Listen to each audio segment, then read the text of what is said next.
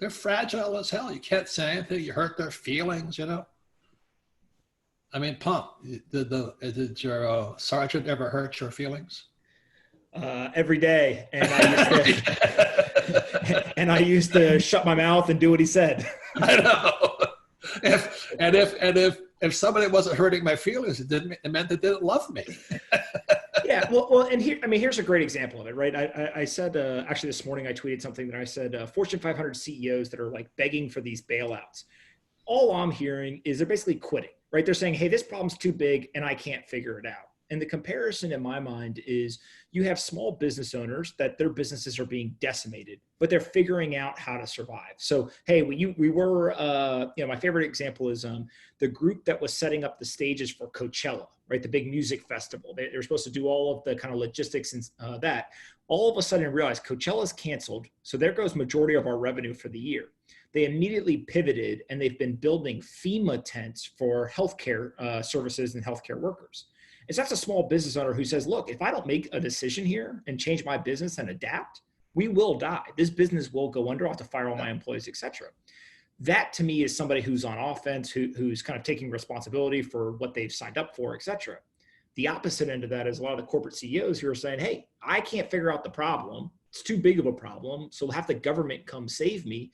And to me, it's like employees should stand up and say, hey, well, if you can't solve the problem, why don't you leave and let's go find a CEO who can solve the problem, because the problem has to be solved.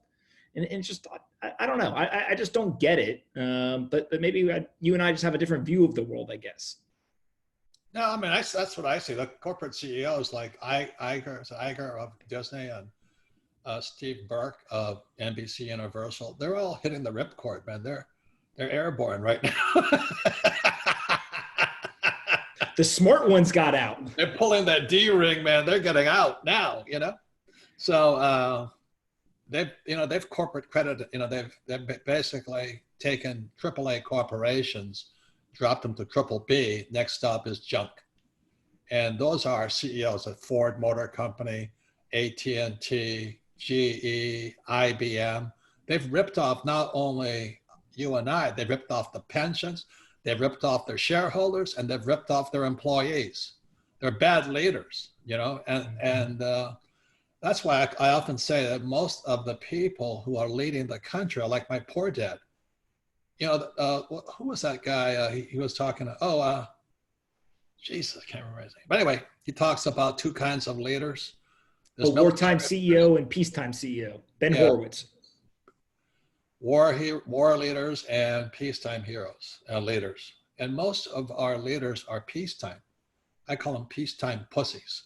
You know what I mean? I just really have no use for them. I mean, they're good people, I'm sure, and all this. But how can you screw your own people? That's against the code, man. It's against the code.